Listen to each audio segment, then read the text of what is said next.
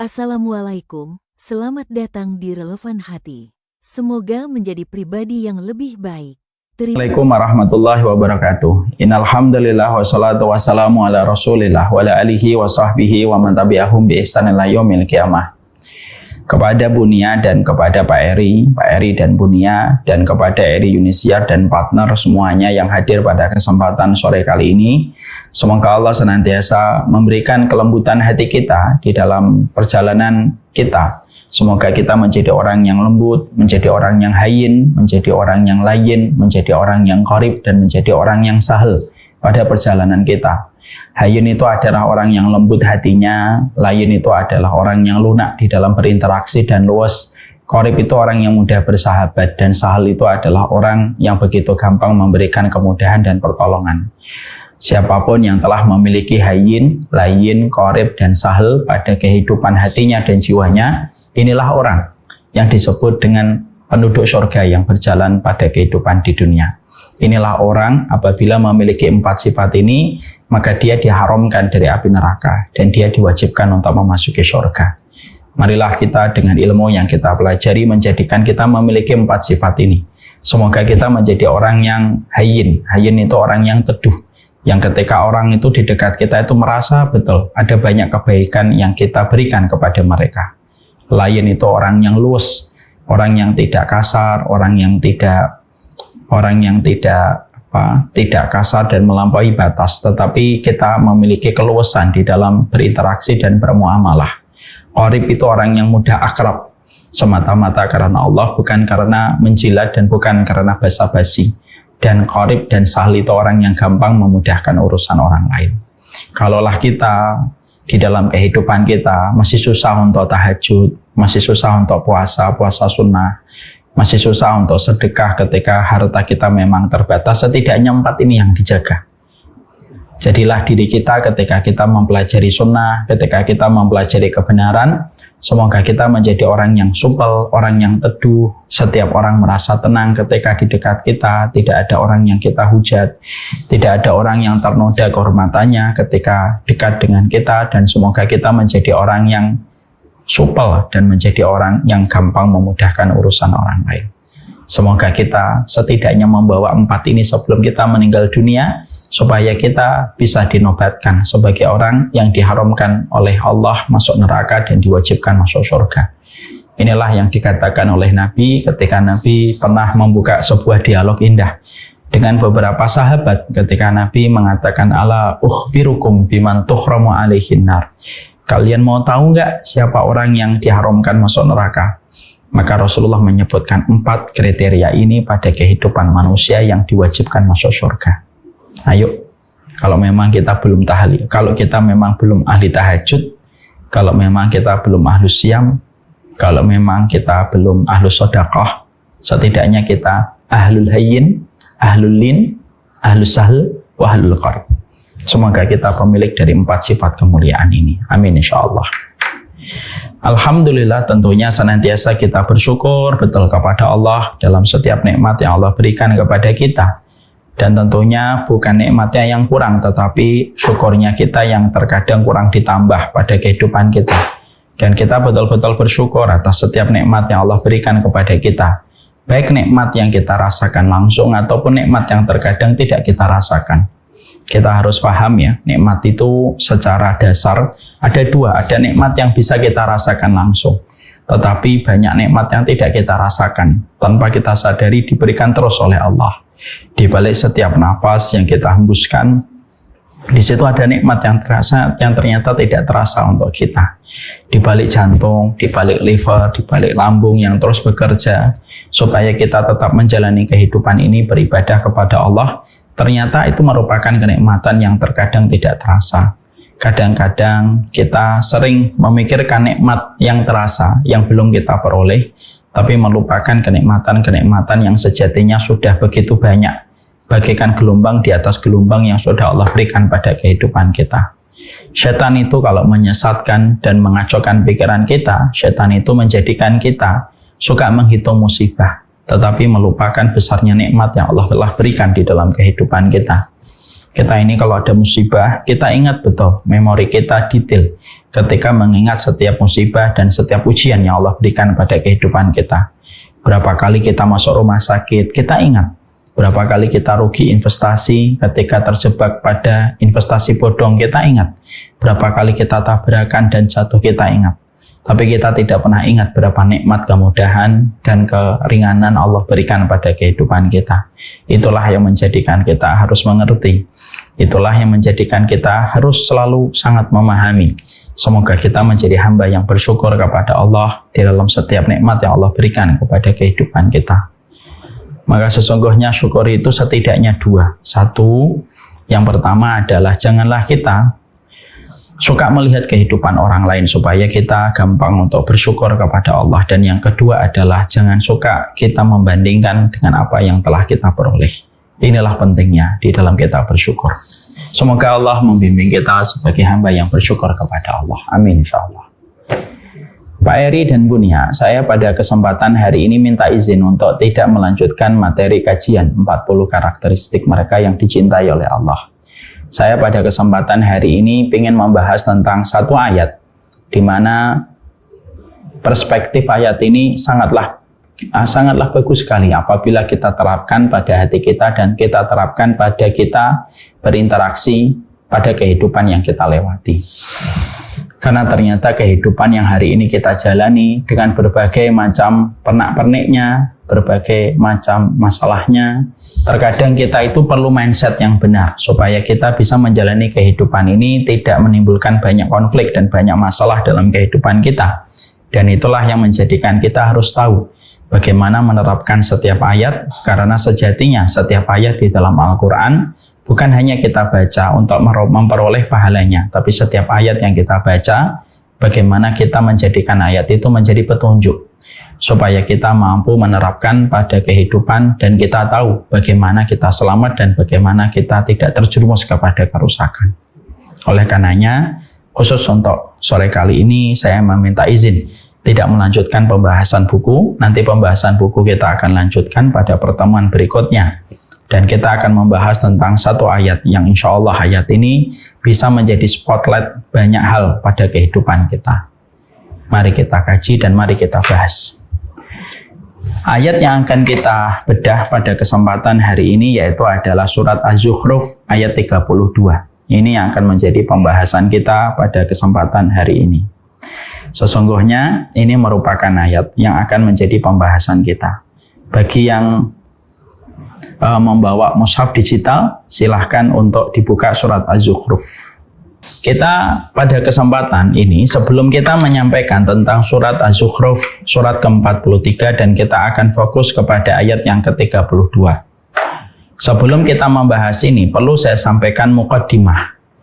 Bahwasanya di antara banyak problematika dan konflik kehidupan kita hari ini adalah bagaimana kita menerjemahkan apa yang sering kita lihat dan apa yang sering lalu lalang di dalam kehidupan kita supaya kita memiliki persepsi yang benar. Kadang-kadang manusia itu hari ini mudah untuk frustasi, mudah untuk depresi. Salah satunya karena dia tidak memiliki manajemen.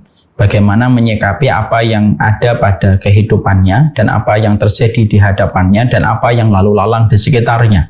Dan akhirnya ketika kita tidak bisa menyikapi dengan benar dan tidak bisa menyikapi dengan ilmu, terkadang menimbulkan pressure, menimbulkan tekanan pada hati kita, menimbulkan depresi dan menimbulkan frustasi dalam kehidupan kita. Dan itu menjadi masalah besar pada kehidupan kita. Contohnya ketika kita menjumpai bagaimana seorang wanita melahirkan, lalu wanita ini ternyata tidak mengetahui apa yang harus dilakukan ketika melahirkan. Suaminya juga tidak bisa menjadi support system bagi istrinya ketika melahirkan.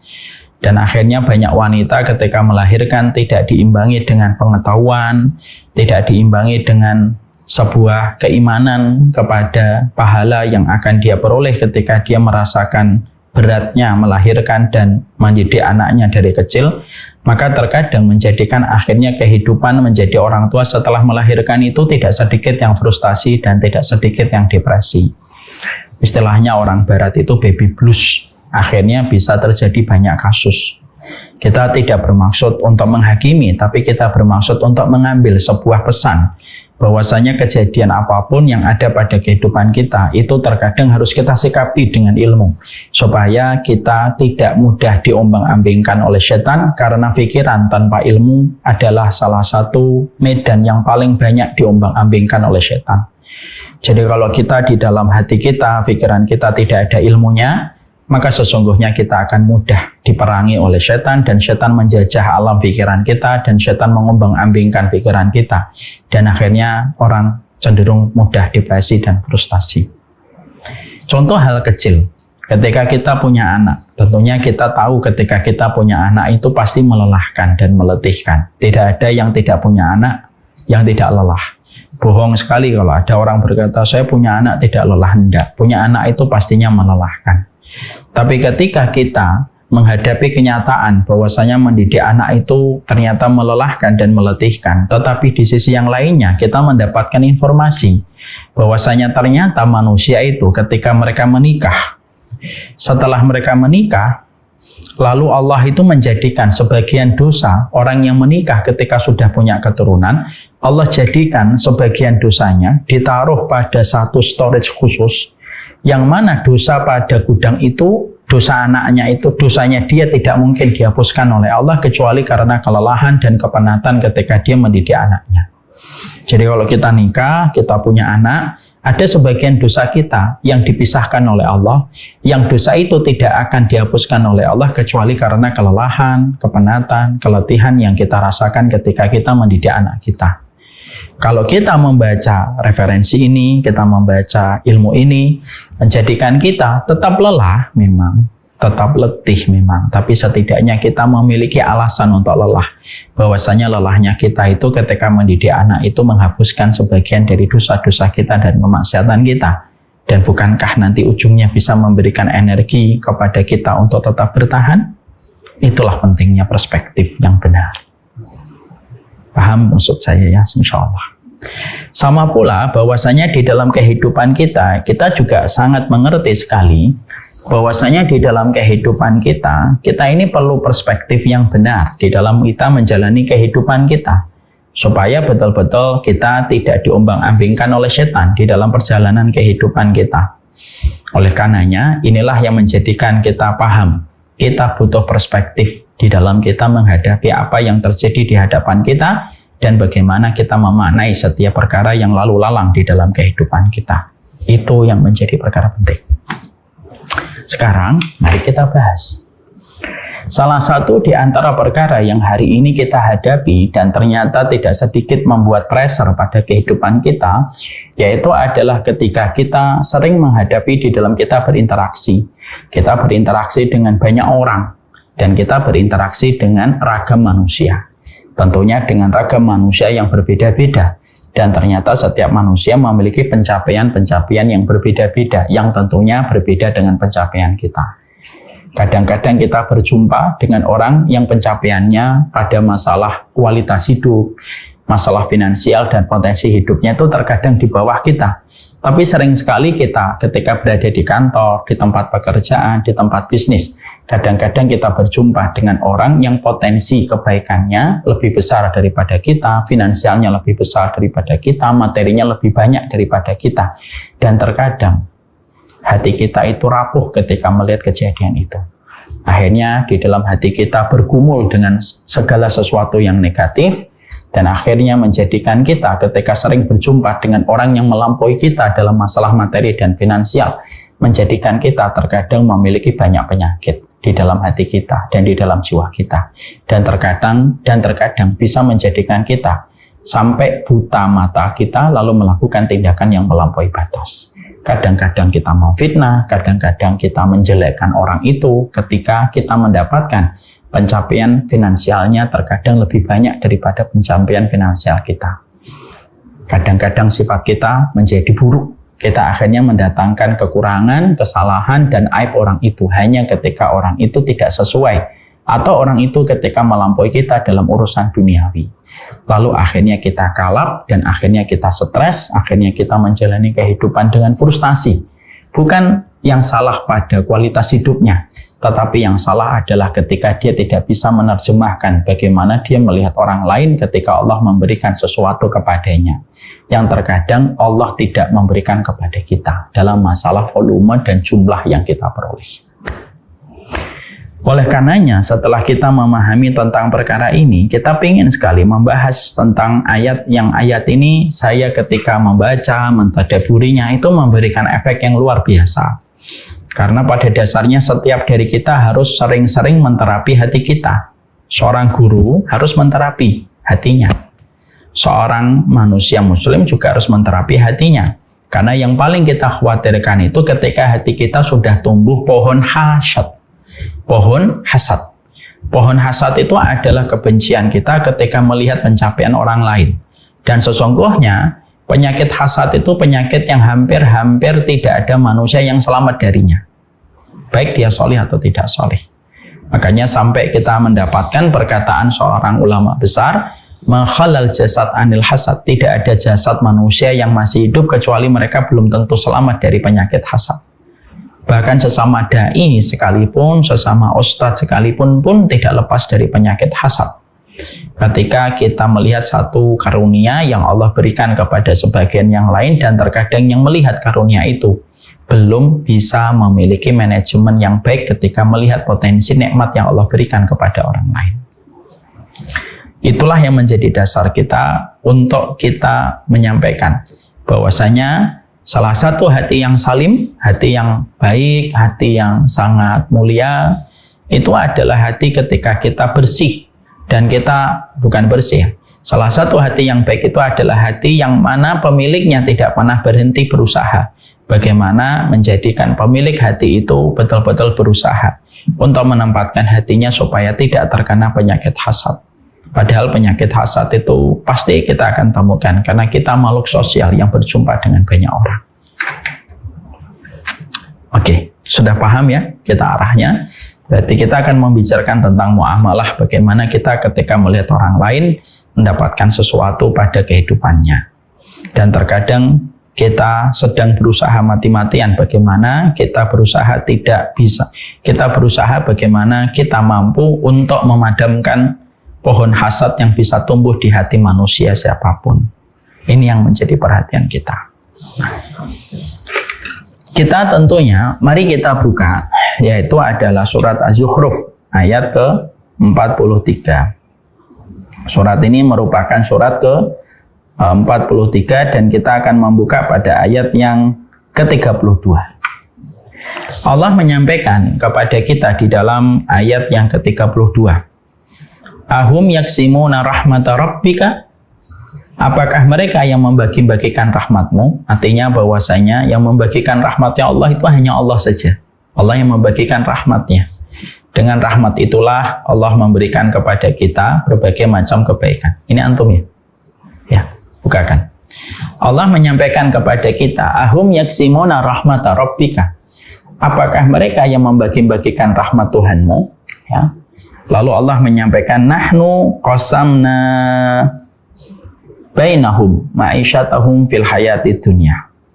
Maka sesungguhnya Allah lalu menyampaikan, nahnu qasamna bainahum ma'isyatahum fil hayatid dunya. Sesungguhnya kamilah yang menentukan penghidupan manusia dalam kehidupan dunia. Jadi yang menentukan kita pada kehidupan di dunia itu bagaimana penghidupan kita, rezeki kita, volume kita mendapatkan harta itu Allah semata. Wa rafa'na ba'dahum fawqa ba'din darajat liyattakhidha ba'dahum ba'da sukhriya. Dan sesungguhnya kami meninggikan sebagian mereka di atas sebagian yang lain beberapa derajat agar sebagian itu dapat memanfaatkan sebagian yang lainnya. Wa rahmatu rabbika khairum mimma yajma'un. Dan sesungguhnya rahmat dari Allah itu lebih baik daripada apa yang dikumpulkan manusia dalam masalah harta. Ya, saya ulang kembali. Ahum yaksimuna rahmata rabbika nahnu qasamna bainahum ma'isyatahum fil hayatid dunya wa rafa'na ba'dahum fawqa ba'din darajatin liyattakhidha ba'dahum ba'da sukhriyah wa rahmatu rabbika khairum mimma yajma'un. Ini menjadi pembahasan kita. Dari ayat ini akhirnya kita bisa mengambil banyak perspektif dan banyak message yang kita bisa peroleh dan kita pelajari pada kesempatan hari ini. supaya kita paham, supaya kita mampu bagaimana memiliki pola pikir yang benar dan mindset yang lurus di dalam kehidupan, terutama ketika kita bekerja. Karena ketika kita bekerja, kita akan bertemu dengan banyak orang dengan pencapaian-pencapaian yang Allah berikan kepada setiap manusia.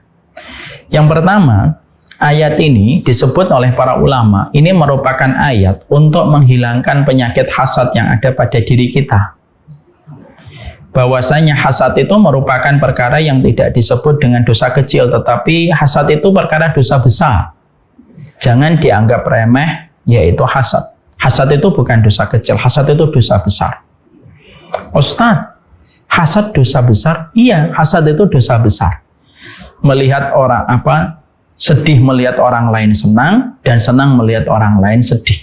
Itu kalau kita sederhanakan. Hasad itu adalah ketika kita benci melihat kenikmatan yang didapatkan sama orang lain, lalu kita berkeinginan supaya kenikmatan yang telah didapatkan saudara kita itu hancur, berantakan, karena kita merasa bahwasanya kita lebih berhak mendapatkan kenikmatan itu. Itu yang dinamakan hasad. Dan hasad itu sebenarnya merupakan dosa besar. Dia tidak terkategori sebagai dosa kecil. Jadi kalau Bapak, kalau Ibu, kalau semua yang hadir pada kesempatan ini, sore ini, saya juga, bahwasanya ketika kita melihat orang lain mendapatkan kenikmatan dan kita benci melihat kenikmatan itu, dan kita berkata, harusnya yang mendapatkan kenikmatan itu bukan dia, yang lebih pantas itu saya. Lalu kita berkeinginan supaya orang itu dengan kenikmatannya hancur karena menurut kita tidak pantas dia mendapatkan kenikmatan itu. Lalu kita senang ketika dia kehilangan kenikmatan itu. Itulah yang disebut dengan hasad, dan itu terkategori sebagai dosa besar. Pertanyaan kita, Ustadz, kenapa hasad itu termasuk dosa besar? Karena sesungguhnya hasad itu termasuk dosa besar karena sesungguhnya orang yang hasad itu seakan-akan dia telah menuduh Allah tidak becus ketika membagikan rahmat dan membagikan kebaikan kepada setiap manusia yang Allah kehendaki. Sehingga ketika kita hasad, kita merasa bahwasanya Allah salah menempatkan nikmat yang Allah berikan kepada orang lain, dan kita merasa diri kita yang lebih berhak mendapatkan kenikmatan itu dari Allah. Perasaan yang terbentuk ketika kita merasa bahwasanya Allah salah ngasih, bahwasanya Allah itu salah ngasih nikmat sama orang, itulah yang menjadi dosa besar. Kenapa? Karena hasad tidak akan terjadi kecuali karena kita meyakini bahwasanya hasad, bahwasanya nikmat yang didapatkan orang lain itu tidak pantas, seakan-akan Allah itu bodoh ketika membagikan nikmat sehingga ada seorang hamba yang tidak pantas mendapatkan kenikmatan itu. Itu namanya hasad. Dan itulah kenapa disebut dengan dosa besar. Ya, jadi disebut dosa besar. Kenapa? Karena kalau kamu hasad, kalau ustadz hasad, kalau guru hasad, kalau pebisnis hasad, kalau owner perusahaan hasad, maka sesungguhnya seakan-akan dia telah menuduh Allah. Ya Allah, engkau salah ngasih nikmat sama dia. Harusnya nikmat itu untuk aku, bukan untuk dia. Dan harusnya kamu hancurkan nikmat itu. Dan harusnya nikmat itu dipindahkan kepadaku. Itu secara tidak langsung ketika orang itu hasad. Jadi ingat, hasad itu bukan dosa kecil, tapi dosa besar. Makanya kita mendapati Rasulullah SAW kembali menegaskan tentang hasad ini. Karena hasad ini memang betul-betul merusak sekali. Makanya Nabi sampai mengatakan, iyyakum wal hasad. Sesungguhnya jagalah dirimu dari penyakit hasad yang ada pada hati kalian. Sesungguhnya hasad itu memakan kebaikan sebagaimana api ketika membakar kayu dan menjadikan kayu tiada ketika sebelumnya gosong lalu menjadi tiada. Itulah hasad. Itulah hasad. Berbahayakah hasad? Berbahaya sekali dalam kehidupan. Maka sesungguhnya kita memahami bahwasanya hasad ini menjadi titik perhatian kita. Dan maaf, ketika kita sudah memahami definisi hasad, bahwasanya hasad itu adalah ketika kita melihat nikmat yang dirasakan orang lain dan kita merasa bahwasanya nikmat itu tidak sepantasnya dimiliki sama hamba tersebut dan harusnya nikmat itu kita yang merasakan, lalu kita berkeinginan supaya nikmat itu menjadi hilang. Kita tahu definisi hasad itu apa. Sekarang mari kita raba. Pernah nggak kita hasad? Pasti jawabannya pernah. Kenapa? Karena tidak ada manusia yang selamat dari hasad kecuali yang betul-betul dirahmati oleh Allah. Ini definisi hasad yang pertama. Dan ternyata terkadang di tempat kantor, di tempat bekerja, itu ternyata hasad itu juga luar biasa. Menyeruak di antara keramaian manusia yang sedang sama-sama berjuang untuk mencari sesuap rezeki. Nah, itu hasad. Kadang-kadang antara satu warung dengan warung di sampingnya, bukankah berkobar hasad di antara kedua warung ketika berdekatan? Di antara satu toko dengan toko, terkadang kita menjumpai bagaimana panasnya permusuhan di antara dua toko yang berdekatan dan mereka saling hasad. Dan bukankah kita sering menjumpai terkadang para guru, mereka juga memiliki hasad? Dan bukankah ustadz juga punya hasad, yang kadang-kadang ketika ada ustadz, ketika sudah punya hasad itu lebih berbahaya daripada hasadnya orang biasa. Kenapa hasadnya guru itu lebih berbahaya daripada hasadnya orang biasa? Kalau orang lain, kalau orang biasa itu hasad, maka sesungguhnya hasadnya orang biasa itu hanya untuk dirinya dan membawa dampak kerusakan kepada dirinya sendiri. Tapi kalau hasad itu dimiliki sama ustadz, hasad itu dimiliki sama guru, maka sesungguhnya dampak keburukannya bukan hanya untuk dirinya, tapi juga berlaku kepada semua murid yang mengikutinya. Ketika sang guru telah mengajarkan kepada murid-muridnya bahwasanya fulan itu tidak pantas, fulan itu tidak pantas, fulan itu nggak boleh dijadikan tempat ilmu, fulan itu nggak boleh kalian belajar gitu. Dan ternyata ketika dia menuduh ustadz lain yang tidak pantas untuk diambil ilmunya, bukan datang karena penjelasan dan alasan yang syar'i, tetapi datang karena kebencian terhadap kemudahan yang ada pada ustadz yang dituduh itu. Itulah hasadnya guru yang sangat berbahaya. Ya, itulah hasadnya guru yang sangat berbahaya. Lah inilah yang menjadikan kita paham yang pertama ini. Hasad itu memang betul-betul tersembunyi di balik hati kita. Dan sesungguhnya yang kita ingin tekankan dulu, yang pertama, hasad itu definisinya apa? Dan ternyata hasad itu dimiliki siapapun. Tapi penting, ini nasihat teguran keras untuk saya. Hasadnya guru itu lebih besar lagi dosanya. Karena hasadnya seorang guru bukan hanya membawa dampak kerusakan untuk dirinya, tapi membawa kerusakan bagi setiap orang yang mengikutinya. Makanya betul ketika Nabi mengatakan, jauh-jauhilah penyakit hasad. Karena hasad itu sebagaimana api yang membakar kayu menjadi gosong sebelum menjadikannya tiada. Itulah hasad. Hati-hati sama hasad. Hasad bukan dosa kecil, tetapi hasad itu dosa besar sekali. Karena dosa yang bisa memadamkan kebaikan dan menghapuskan kebaikan itu dosa besar. Ya.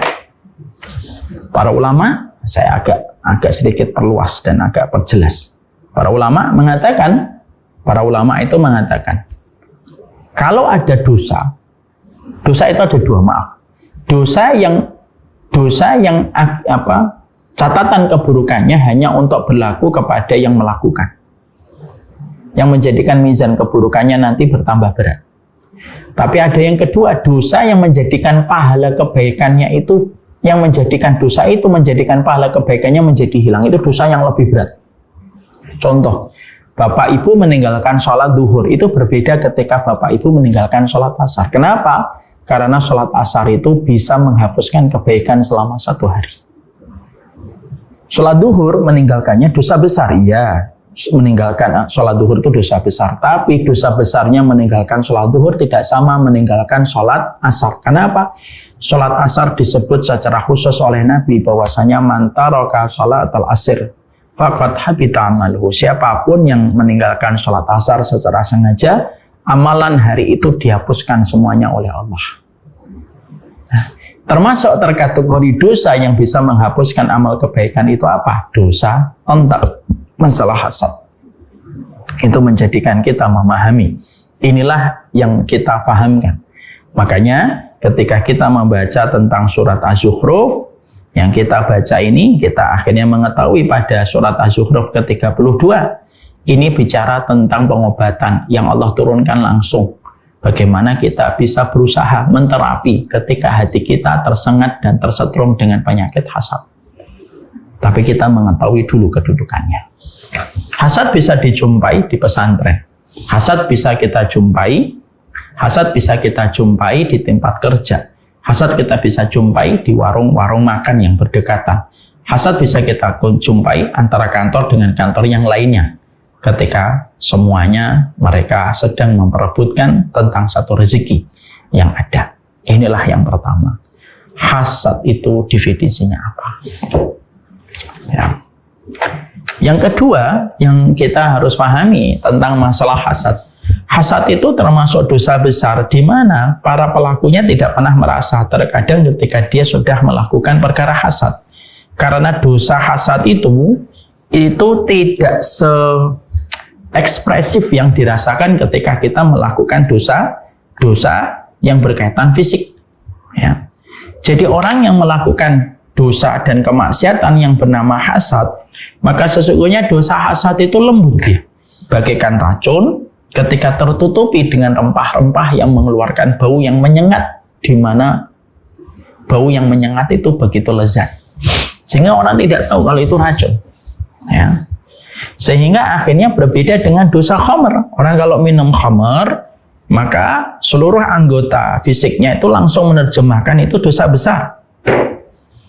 Orang ketika berzina, seluruh tubuhnya langsung merespon dan memberikan kesimpulan pada pikirannya, jangan zina. Kenapa kamu zina? Kamu kan sudah punya istri, nyesel dia. Orang membunuh, dia pasti menyesal, makanya dia kabur, ya, dia ketakutan setelah dia membunuh, sebagaimana kejadian yang sempat viral ya kemarin di Sumatera. Kita menjumpai bagaimana ada orang membunuh tukang gorengan dan naudzubillah min dzalik memperkosa sebelumnya.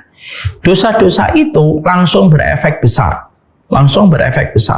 menjadikan pelakunya itu betul-betul menyesal dengan perbuatan yang dia lakukan. Beda dengan hasad. Maka para ulama mengatakan bahwasanya hasad itu hasad itu berbeda. Hasad itu dilakukan oleh pelakunya dan pelakunya tidak pernah. Pelakunya itu jarang sekali merasa itu dia telah hasad. Dan terkadang dia memberikan tabrir. Tabrir itu apa ya? Dia melakukan pembenaran atas hasadnya itu dan menutupi kesan bahwasanya dia telah berdosa. Saya ngomong kayak gini tuh ini fakta loh ya. Saya ngomong ini fakta loh ya sebenarnya. Orang ini tuh begini. Saya bukan mau gibah ya, tapi memang kenyataannya begitu. Dia akan mendatangkan diksi dan kalimat untuk membenarkan apa yang telah ada pada hatinya ketika hasad. Mulut itu biasanya bekerja sama dengan hati yang sudah hasad. Mulut merangkai setiap kalimat supaya apa yang diucapkan, apa yang disampaikan, apa yang diinformasikan itu betul-betul diterima sebagai bagian dari informasi dan bukan sebagai bagian dari cermin hasad hatinya. Paham maksud saya ya? Insya Allah moga-moga paham. Jadi hati dengan lisan itu mereka bersepakat. Makanya orang hasad itu cenderung mereka nanti menyembunyikan hasadnya itu. Dia menyembunyikan penyakit hasad tersebut dan hatinya memang orangnya begini. Bukan saya ngomong ini ya, tapi memang kenyataannya begitu. Ini intinya semuanya sama, itu merupakan cermin dari hati yang hasad. Sehingga yang kedua apa? Yang kedua yang kita jumpai dan kita dapatkan adalah hasad itulah yang terkadang pelakunya itu tidak merasa kalau dirinya telah melakukan perkara hasad. Karena penyakit-penyakit hati itu tidak terasa, tidak sebagaimana dosa-dosa yang dilakukan fisik, itulah berbedanya. Makanya kenapa penyakit hati lebih berbahaya? Karena memberikan efek tidak terasa kepada tubuh ketika melakukan itu. Seperti tubuh tidak punya alarm atas penyakit hati itu kecuali yang betul-betul belajar dan diberikan rahmat oleh Allah. Biasanya Allah kasih alarm pada jiwanya. Ini kamu sudah begini nih, kamu sudah nggak tawakal nih, kamu kurang sabar nih. Ada alarm kalau betul-betul dia terus belajar dan mendekat sama Allah. Tapi kalau orang biasa tidak mau mendekat sama Allah, biasanya tubuhnya dan jiwanya itu tidak punya alarm bahwasanya hatinya telah berbuat, bahwasanya hatinya telah terjangkiti dengan penyakit. Beda dengan dosa fisik. Dosa fisik itu punya alarm. Kemaluan yang dipakai berzina langsung tubuhnya memberikan alarm. Ini dosa besar loh ya. Orang minum khamr, tubuhnya langsung ngasih alarm. Alarmnya adalah peringatan. Ini kamu minum alkohol, ini kamu dosa besar loh. Alarmnya itu langsung ada. Beda dengan penyakit-penyakit hati. Penyakit hati itu tidak ada alarm. Kecuali orang yang sering merenung, orang yang sering duduk di hadapan Allah, orang yang sering duduk di taman ilmu, itu biasanya nanti ada alarm pada jiwanya ketika hatinya sudah ada sapaan penyakit. Maka sesungguhnya yang kedua yang kita jumpai dan kita dapatkan itu apa? Yang kita jumpai, yang kita dapati bahwasanya hasad itu penyakit hati yang lembut, ibarat racun tertutupi dengan rempah-rempah yang di atas, yang ditabur di atas racun itu, sehingga tidak terasa, sehingga orang itu makan, minum tanpa terasa bahwasanya semua itu membawa dampak kerusakan dan kematian ketika dia terus melahapnya. Itu yang kedua, hasad. Yang ketiga, ini merupakan ayat yang ke-32 surat Az-Zukhruf itu sebenarnya terapi bagi kita. Jadi ketika kita paham bahwasanya hasad itu definisinya apa, berbahayanya hasad itu bagaimana, dan kita sudah paham bahwasanya hasad itu terkategori sebagai dosa besar. Hasad itu menimpa kepada siapapun, guru, tidak guru, awam, pinter, berjenggot, tidak berjenggot, berjubah, tidak berjubah, pakai jilbab, tidak pakai jilbab. Semuanya punya potensi yang sama untuk mendapatkan hasad pada hatinya. Dan sesungguhnya kita memahami tentang hasad itu merupakan hal yang sering terjadi di banyak tempat. Maka akhirnya Allah turunkan surat Az-Zukhruf 32, salah satunya Allah memberikan kepada kita ilmu, Allah memberikan kepada kita perspektif. Apa sih yang bisa menjadikan kita itu bisa memiliki manajemen kalau tiba-tiba hati kita mendorong-dorong kita untuk benci terhadap kenikmatan yang didapatkan orang lain ketika dia punya rezeki.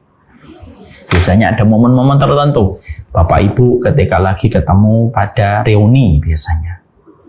Dan di situ ketika sedang kita reuni, kita ketemu orang ini, kita tahu loh, dulu kamu sekolah begini, kok sekarang kehidupanmu begini sih? Nah, kita mikir nih. Ya. Lalu kita ketemu sama teman-teman kantor yang dulunya bekerja bareng-bareng, ternyata dia melesat dan kita masih di stuck posisi yang sama beberapa tahun yang lalu. Maka sesungguhnya itu merupakan waktu-waktu yang sangat rawan untuk tumbuhnya penyakit hasad. Ya. Kenapa? Karena ketika kita dihadapkan kepada orang lain itu menjadi ujian bagi kita. Karena memang sebagian orang itu akan menjadi ujian bagi kehidupan kita. Ya. Jadi Allah itu jadikan sebagian dari kita itu adalah ujian bagi sebagian dari kita. Makanya Allah sampaikan di dalam surat Al-Furqan 20.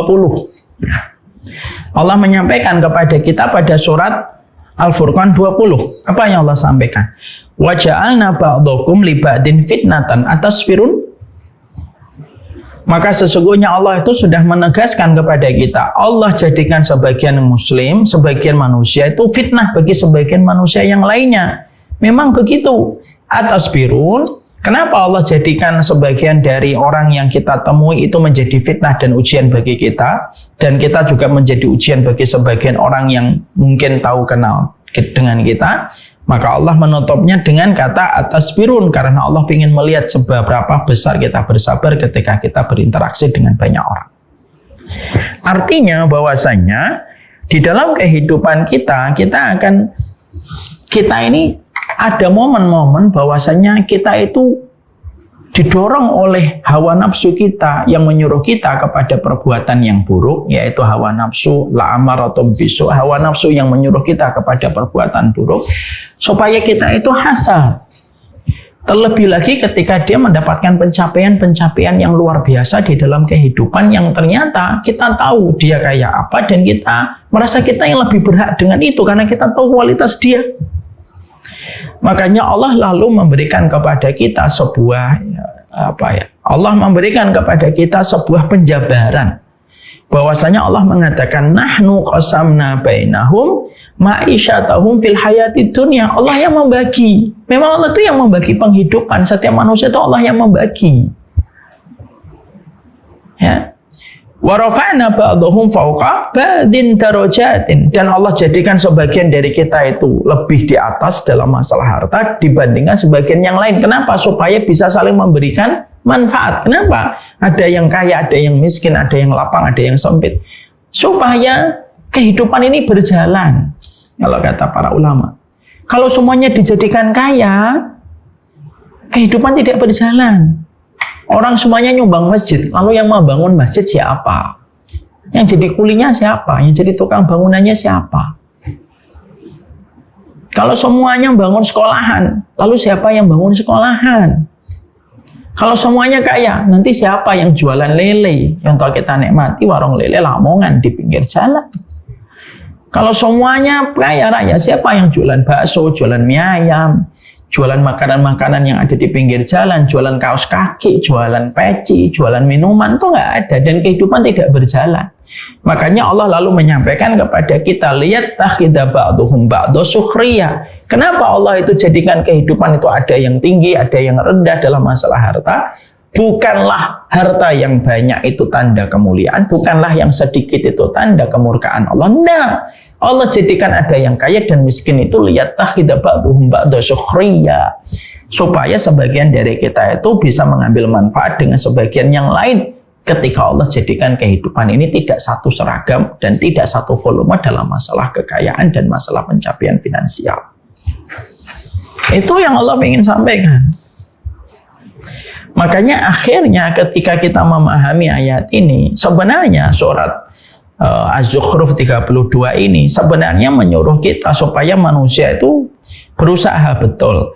Kehidupan kita itu berkualitas ketika kita sudah mengerti bagaimana kita waspada terhadap penyakit hasad. Nah, karena sesungguhnya penyakit hasad inilah yang betul-betul menggerogoti bukan hanya kebaikan kita, bukan hanya menghapuskan kebaikan kita, bahkan kelapangan hidup kita, kegembiraan jiwa kita, bahkan nikmatnya hidup kita itu diambil semuanya itu kalau sudah kita memiliki penyakit hasad. Belum lagi berapa banyak manusia yang akhirnya jatuh kepada kerusakan, rencana yang jahat, dendam, kesumat, kebencian tidak berujung hanya karena hasad. Kenapa? Hampir tidak pernah lepas setiap masalah itu pasti ada hubungannya dengan penyakit hasad. Ya, dengan penyakit hasad itu.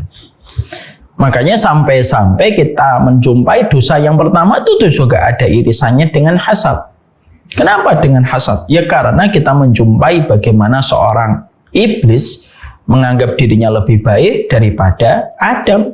Dan dia menganggap bahwasanya Adam itu tidak pantas mendapatkan kemuliaan sampai para malaikat diperintahkan bersujud kepada Adam. Hasad itulah yang menjadi salah satu latar belakang kenapa iblis menolak untuk bersujud kepada Adam. Sombong itu hasil dari hasad. Karena hasad itu kuncinya. Lah, hasad itu bisa membuka berbagai macam kejahatan. Dari hasad orang gibah. Dari hasad orang bisa membunuh. Dari hasad maka orang bisa melampaui batas. Dari hasad orang bisa merencanakan berbagai macam rencana-rencana kejahatan. Dari hasad orang bisa mengasah pisau. Dari hasad orang bisa merencanakan sebuah planning-planning buruk untuk mendatangkan keburukan bagi manusia yang dia benci terhadap kenikmatan yang dia peroleh. Itu hasad. Hasad itu kuncinya. Nah, berbagai macam kerusakan itu dampaknya itu selalu dari sebuah penyakit hasad ketika irisannya itu membawa kerusakan pada kehidupan manusia. Nah, inilah yang menjadikan kita akhirnya memahami penting sekali kehidupan ini. Berarti bahwasanya yang menjadikan kehidupan kita hilang nikmatnya, hilang lapangnya, dan akhirnya kita tidak bisa menikmati apa yang sudah Allah berikan takarannya kepada kita itu bukan karena Allah yang salah takarannya. Bukan Allah yang salah memberikan kita pekerjaan dengan jabatan apa. Bukan. Jabatan kita tidak ada yang salah. Status kita juga tidak ada yang salah. Volume kita, harta itu tidak ada yang salah. Saldo rekening kita tidak ada yang salah. Tidak ada yang salah semuanya itu. Demi Allah tidak ada yang salah. Karena takaran Allah itu tidak mungkin salah. Yang salah itu adalah ketika salah satunya hati kita biarkan untuk hasad kepada segala sesuatu sehingga akhirnya hasad itu berdampak. Apa itu? Berdampaknya bahwasanya setiap kenikmatan yang sudah Allah berikan kepada kita hilang semua kebaikannya, menguap semua kebaikannya, semua nikmat yang Allah berikan pada kehidupan kita. Bukan karena nikmatnya yang salah, bukan karena nikmatnya yang kurang, bukan. Tapi karena besarnya hasad itu menjadikan kita hilang semua kenikmatan di dalam kehidupan kita. Ya. Sehingga akhirnya inilah yang menjadikan kita memahami betul. Kunci kehidupan pada zaman materialisme hari ini di tengah derasnya kapitalisme. Karena sekarang kan kita setuju tidak setuju, kita ini hidup pada zaman materialisme dan kita hidup pada zaman kapitalisme.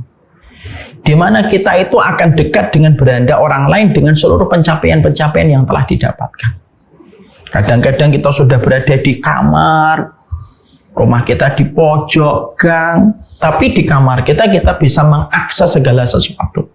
Dan ternyata kita melihat, wah dia mendapatkan 1 miliar pertama, dia mendapatkan 2 miliar kedua, dia mendapatkan 5 miliar pertama, dia bisa membelikan istrinya itu, dia bisa membelikan anaknya di sini, dia bisa menyekolahkan anaknya di situ, dia bisa memberikan anaknya ini, dia bisa mengumrohkan orang tua. Ini kadang-kadang di tengah zaman ketika luar biasa masalah harta ini berkecamuk lalu lalang di sekitar kita, maka sesungguhnya di tengah zaman materialisme, kalau dalam bahasa Nabi itu disebut dengan fitnatus sarra, di tengah zaman materialisme ini terkadang penyakit yang paling berat yang tidak sering kita anggap dan kita anggap sebelah mata padahal itu merupakan masalah berat dalam kehidupan itu apa? Hatimu dan hasad sudah menyatu menjadi satu sampai akhirnya kamu tidak sadar terlalu banyak orang yang kamu hasadin di dalam kehidupan. Kalau sudah terlalu banyak orang yang kamu hasadin, sebanyak itu pula dan sejauh itu pula kita tidak akan merasakan bahagia dalam kehidupan. Akhirnya apa? Hidup hanya untuk membenarkan narasi kebencian kita sama orang. Orang ini begini, orang ini begini, orang ini begini. Akhirnya apa? Semua tidak ada yang benar. Terus yang benar siapa? Yang benar saya dong. Apalagi kalau ada seorang dai ya, sudah wah ini salah, ini nggak benar, ya salah, semuanya salah. Terus yang benar siapa? Ya saya. Nah, itu kan berbahaya sekali. Inilah yang menjadikan kita mengerti. Ya. Jadi hal-hal yang kita harus mengerti tentang hasad ini kita memberikan terapi ketika kita berada di ruang-ruang profesionalitas kita, ya, di tempat-tempat kita sedang mengais setiap rezeki dan mengais setiap kebaikan dari urusan dunia ini, harus waspada betul terhadap penyakit hasad yang terjadi pada kehidupan kita. Sehingga akhirnya setidaknya surat Az-Zukhruf 32 ini Allah turunkan sebenarnya apa? Supaya menjadi sebuah perenungan. Allah yang ngatur dan aturan Allah itu tidak ada yang salah. Yang dikasih lebih itu juga ujian, yang dikasih sedikit itu juga ujian. Yang salah bukan volumenya, yang salah itu bukan nominalnya. Yang salah itu ketika hati kita penuh dengan penyakit dan akhirnya nikmat itu dikasih berapapun juga tidak akan melahirkan kebahagiaan. Karena apa?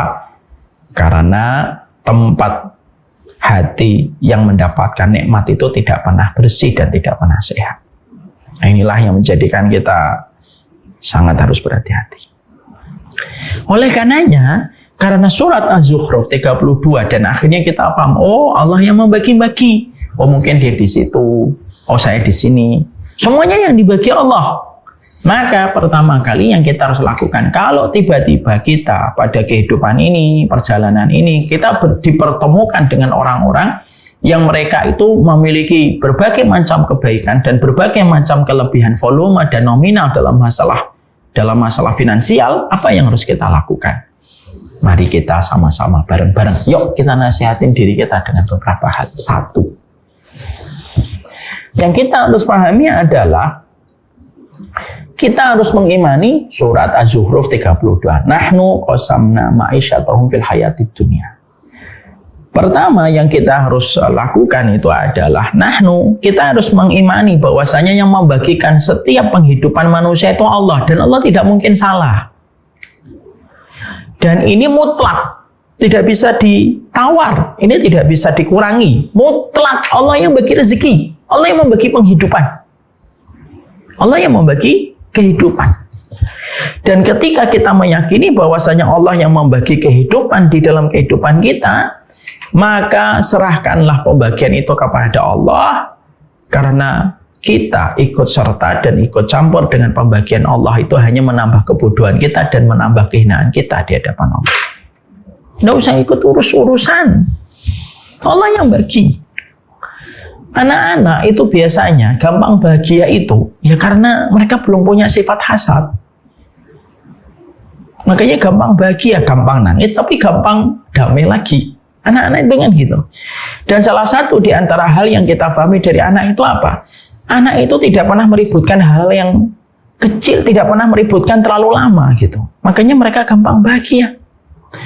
Maka yang kita lakukan pada kehidupan ini supaya hasad itu hilang, yang pertama itu kita meyakini Allah yang bagi. Dan semuanya berada pada ujian-ujian yang Allah berikan kepada kita. Ada yang diberikan harta lebih, itu juga ujian. Ada yang diberikan lebih sedikit, itu juga ujian. Dan kita harus ingat, biasanya kalau ada yang dilebihkan oleh Allah, ujiannya itu jadi lebih berat. Kenapa? Nikmat itu biasanya membuat lupa, tetapi terkadang kesempitan itu membuat kita terjaga dan tersadar. Saya ulang kembali. Kadang-kadang ada orang dikasih nikmat itu oleh Allah lebih banyak. Ternyata dia lebih banyak hartanya daripada hartanya kamu, daripada hartanya saya. Kita harus ingat, semakin dia banyak harta itu konsekuensi ujiannya semakin berat. Karena harta dengan kelapangan itu biasanya membuat orang itu tertidur dan teramnesia. Tetapi sedikitnya harta itu biasanya membuat kita tersadar dan terjaga. Jadi sesungguhnya kita harus paham bahwasanya di balik semua pengaturan itu terdapat ujian, terdapat lembar ujian masing-masing. Dan terkadang yang diberikan harta yang banyak itu ujiannya menjadi lebih besar. Menjadi lebih besar. Dan terkadang ketika Allah memberikan kepada kita, yaitu adalah rezeki atau memberikan kepada kita dunia yang lebih sedikit, itu terkadang yang terbatas itu membuat kita lebih mudah terjaga dan tersadar apa yang harus dilakukan dalam kehidupan kita. Maaf ya Ibu dan Bapak, kadang-kadang banyaknya harta itu menjadikan konsep nikmat itu jadi susah. Konsep puasa itu jadi susah. Kenapa? Karena hadirnya sudah terlalu banyak, akhirnya konsep kepuasan itu jadi susah. Kadang-kadang diberikan sedikit harta itu akhirnya konsep kepuasan dan kebahagiaan itu menjadi sederhana. Contoh ya, saya punya Mas Yusar, kakak saya, cerebral palsy. Mas Yusar itu tidak kerja, tidak bisa keluar karena kayak anak kecil. Tapi bagi Mas Yusar naik mobil saja itu sudah senang sekali. Makan soto itu sudah senang banget. Kenapa? Yang terbatas itu biasanya mudah bahagianya. Kadang-kadang yang hartanya banyak itu kadang-kadang susah bahagianya, kecuali yang dirahmati oleh Allah. Sehingga setiap peran yang kita harus lakukan, harus kita lakoni pada kehidupan itu menjadikan kita paham. Allah yang membagi setiap manusia, pembagian Allah tidak pernah salah, dan setiap pembagian yang Allah berikan di dalam kehidupan kita, peran ujiannya itu masing-masing berbeda. Dan semuanya itu menjadi ujian. Yang kaya belum tentu mulia, yang miskin belum tentu hina. Semua tinggal bagaimana manajemen kita kepada harta itu. Ya. Maka sesungguhnya hasad itu kita tepis dengan poin yang pertama ini.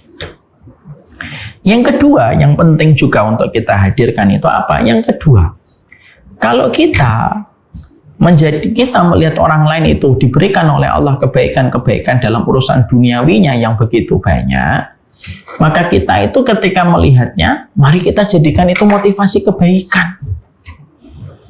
Sehingga ketika kita melihat orang lain itu akhirnya apa? Pandangan kita bukan negatif, karena pandangan yang negatif itu hanya melahirkan tarikan-tarikan negatif yang hadir pada kehidupan kita. Setiap kita memberikan energi yang negatif, yang hadir pun negatif.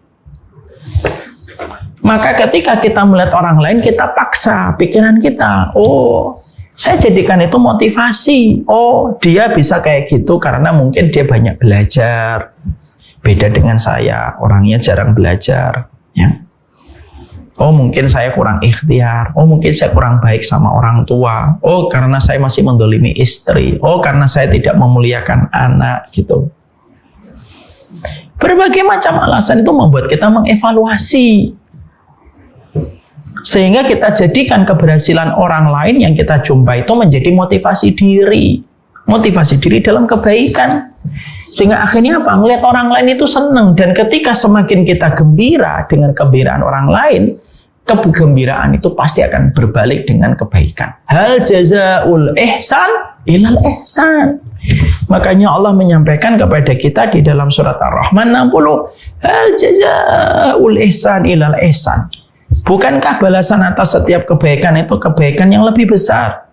Kan setiap kebaikan itu mendatangkan kebaikan. Hasad itu buruk, pasti mendatangkan keburukan. Tapi kamu memaksa hatimu untuk bergembira terhadap apa yang menjadi kegembiraan orang lain. Kegembiraan yang kita berikan di balik kegembiraan yang kita dapatkan dari saudara kita, itu yang akan mendatangkan kebaikan. Kenapa? Allah tidak pernah ingkar janji. Setiap kebaikan itu selalu mendatangkan kebaikan. Setiap kebaikan itu pasti mendatangkan kebaikan. Itu sudah kenyataan. Kamu bergembira, melihat kegembiraan, melihat pencapaian orang, Allah pasti akan hadirkan orang-orang yang selalu bergembira dan mendoakan kebaikan kamu. Sebagaimana kita melatih hati kita untuk bergembira terhadap pencapaian orang. Karena apa? Terkadang takdir itu berjalan sesuai dengan algoritma kepikiran kita. Karena Allah itu memberikan kepada kita takdir sebagaimana yang sering kita pikirkan. Makanya kenapa dalam Islam itu konsep menjaga pikiran itu termasuk salah satu konsep yang sangat agung. Makanya sampai Imam Ibnu Qayyim berkata, jagalah pikiranmu, karena pikiranmu itu merupakan hal yang paling kuat di dalam kehidupan. Kebaikan itu selalu akan mendatangkan kebaikan. Itu jangan pernah kita khawatir. Saya ambilkan contoh ibu dan bapak. Contoh sederhana. Saya itu pernah ketika akan melewati Pancoran, masuk ke Pancoran. Karena kalau mau masuk ke Pancoran dari arah Jakarta, saya itu harus melipir ke sebelah kanan. Karena cuma ada 2 ruas. Harus antri dari bawah, naik ke flyover, turun, masuk ke Pancoran arah Bekasi. Ketika saya sudah mendekati pintu tol, tiba-tiba ada mobil, ngeblong dia. Saya pada saat itu ada 2 bisikan. Satu, bisikan yang pertama. Apa ini mobil nggak sopan, nggak mau antri, ya disiplin, maunya enak sendiri, jangan dikasih space, biar dia ngerasain enak aja, dia mau masuk tiba-tiba. Dan mobil-mobil di depan saya tidak ngasih space. Ya, pada saat itu bisikan yang pertama. Bisikan yang kedua yang saya dapatkan pada saat itu adalah, ya Allah, ini mungkin dia baru pertama, dari baru punya mobil, dia tidak tahu kalau harus ngantri ke sebelah kanan, mungkin dia orang Bekasi, mungkin dia orang Cikarang, dia tidak tahu kalau ngantrinya itu harus sebelah kanan. Akhirnya entah kenapa saya ingin untuk mengambil bisikan yang kedua. Tadi mikir ya, saya ngambil bisikan pertama ya? Enggak, saya ngambil bisikan yang kedua. Saya akhirnya kasih itu lampu dim. Tak, ngasih isyarat kepada beliau. Akhirnya saya pencet rem. Akhirnya beliau masuk. Mengambil space yang saya persilahkan. Beliau menyatakan terima kasih dengan menyalakan klakson. Din. Saya jawab dengan sama. Ding. Menjawab dan merespon ucapan terima kasih darinya. Udah, itu kejadian itu sudah terjadi. Beberapa waktu kemudian, saya tiba-tiba melewati Jakarta Utara. Dan Jakarta Utara itu bukan daerah jajahan saya tidak kenal Jakarta Utara dengan baik. Saya sama istri saya saat itu lagi jalan, harus cepat balik, anak-anak sudah nelpon. Ternyata ada satu pintu tol yang sama polanya dengan Pancoran. Harus melipir ke sebelah kanan. Karena saya tidak tahu betul, saya kira itu 2 ruas itu. Ternyata ruas yang dipakai masuk tol itu ruas yang paling kanan. Akhirnya saya terjebak dengan kondisi orang yang pernah saya lihat di Pancoran. Istri saya pada saat itu sudah nutup matanya, udah malu nggak mau gitu. Tapi bagaimanapun saya kalau U-turn ke depan, balik itu konsekuensinya panjang dan membutuhkan sampai 20 menit lebih konsekuensinya. Ya mau tidak mau, karena anak-anak sudah telepon, saya mencoba meminta belas kasih orang yang bisa memberikan saya space. Saya bukan sengaja tidak mau antri, saya tidak tahu itu. Betul-betul tidak tahu. Ya, maka pada saat itu ketika saya lagi minta, tiba-tiba ada yang ngasih saya lampu dim, tek gitu. Lalu dia memberhentikan mobilnya, seakan-akan mempersilahkan saya masuk. Saya masuk dong, Masya Allah, saya dapat ini. Saya akhirnya menyampaikan terima kasih lewat klakson, din gitu. Dijawab sama orang yang ngasih saya space, din gitu. Persis dengan apa yang pernah saya lakukan itu di Pancoran. Apa sih yang kita dapatkan dari perasaan itu? Yang kita dapatkan dari perasaan itu adalah kita ini harus sadar secara utuh. Hasad itu merusak. Dan kita tidak boleh terus memperjalankan kehidupan kita itu tanpa kita kontrol. Harus dikontrol hati kita. Oh, ini tidak benar nih. Dan ketika kita ikut mengkondisikan hati kita sadar, kita ikut gembira dengan kegembiraan orang lain, maka yang datang pun akan kebaikan. Persis sebagaimana ketika saya pernah mempersilahkan orang masuk ke space saya, saya mempersilahkan dirinya, saya pun mendapatkan orang yang mempersilahkan space untuk saya, persis sebagaimana saya pernah memberikan kesempatan itu. Ini maaf saya cerita bukan apa-apa, ini hal kecil, aplikatif dalam kehidupan. Dan ternyata itu yang terjadi. Ya, kadang-kadang kita ketika akan mau nyebrang, kita ngalah dulu, kita persilahkan orang. Di saat-saat yang lain ketika kita lagi buru-buru, tiba-tiba ada orang yang juga ngasih space untuk kita duluan. Lalu dia rela mengalah untuk kita, itulah hidup. Makanya Allah menyampaikan di dalam surat Al-Isra juga Allah juga menyampaikan pula dalam surat Ar-Rahman, yaitu in ahsantum li anfusikum. Ya kalau kamu berbuat baik itu ya sebenarnya kamu sedang berbuat baik sama dirimu sendiri toh. Hal jazaa'ul ihsan illa ihsan. Kalau kamu berbuat baik juga untuk berbuat kamu sendiri toh, perbuatan baikmu itu juga akan mendatangkan perbuatan baik. Itu hal simpel itu. Maka sesungguhnya kita bergembira atas kegembiraan orang lain dan kita ikut bersedih atas kesedihan orang lain, itu akan mendatangkan hal yang sama. Makanya Nabi mengatakan kepada kita, kama tadinu tudanu, sebagaimana kamu memperlakukan, sebagaimana itu pula kamu akan diperlakukan. Simpel itu. Sehingga ketika kita sadar kepada penjagaan hati kita, terutama di kantor, di tengah zaman materialisme, kapitalisme, orang bisa beli barang-barang yang dia mau, kadang-kadang ada barang kita rusak, kita belum bisa beli. Tiba-tiba kita punya teman dengan gampangnya dia bisa membeli barang-barang yang dia mau gitu, dan ternyata harganya juga tidak murah. Inilah penyakit, inilah perkara yang kalau kita tidak sadari, menggerogoti hati kita dan akhirnya menghilangkan banyak kebaikan dan energi yang positif pada hati kita. Makanya hasad sampai disebut dosa besar. Kalau ada satu dosa, kok sampai dosa itu dosa besar, berarti banyak kebaikan yang akan hilang kalau kita sampai melakukan dosa besar itu. Tidaklah ada satu amal, kok sampai amal itu memiliki nilai yang sangat besar, berarti dampak dari amalan itu jauh. Itu dampak dari amalan itu memiliki nilai kebaikan yang sangat besar untuk kita. Paham itu? Kalau hasad, ternyata dosa besar, berarti berapa banyak kebaikan yang akan hilang ketika kita terus menjadikan hati kita tidak waspada dengan hasad. Dan yang kedua yang kita harus pahami adalah itu. Yang ketiga, maka kita meminta kepada Allah supaya kita tidak memiliki hati yang terus mendorong kita kepada kerusakan. Allahumma ati nafsi taqwaha wa zakkiha anta khairu man zakkaha anta waliyuha wa maulaha. Mintalah sama Allah supaya hati kita itu menangkap yang baik-baik. Supaya hati kita itu sebagaimana burung, sebagaimana lebah, ngambil yang baik, mengeluarkan yang baik. Dan Nabi itu kan begitu indah mengatakan kepada kita bahwasanya hati kita itu, bahwasanya perumpamaan orang mukmin itu harusnya kayak lebah, ngambilnya yang baik, yang keluar juga baik. Sudah itu saja. Ngelihat itu baik, ya keluar itu ya baik. Berarti kalau kita hatinya belum sebagaimana lebah, berarti kita belum berada pada kesempurnaan iman yang diisyaratkan oleh Nabi ketika Nabi menyerupakan orang beriman sebagaimana lebah. Jadi itulah yang menjadikan saya ingin menyampaikan ini. Karena apa saya menyampaikan ini? Karena hasad itu penyakit kronis. Coba dibuka semua kajian para ulama.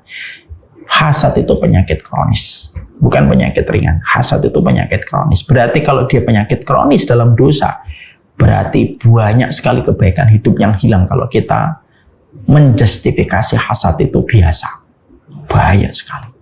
Dan di tengah zaman materialisme, kapitalisme, di mana kehidupan orang bisa kita akses, kita dekat dengan beranda orang, dengan sosial medianya kita bisa numpang untuk melihat apa yang dia beli, apa yang dia lakukan. Oh, penyakit hasad itu hari ini menggurita dalam kehidupan. Kenapa kok menggurita? Karena media sosial itu mendekatkan kita dengan beranda orang siapapun. Ya.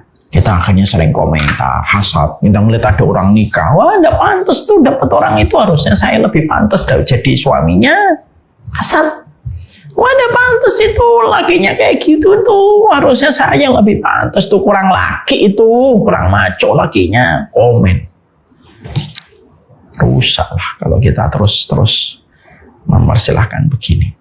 Dan Masya Allah ya, hari ini itu banyak masyarakat yang kita cinta itu sibuk berkomentar di setiap platform media sosial, mengomentari kehidupan orang lain, mengatakan begini dan mengatakan begitu, tanpa kita lupa, tanpa kita sadari dan kita lupa bagaimanapun dia makhluknya Allah.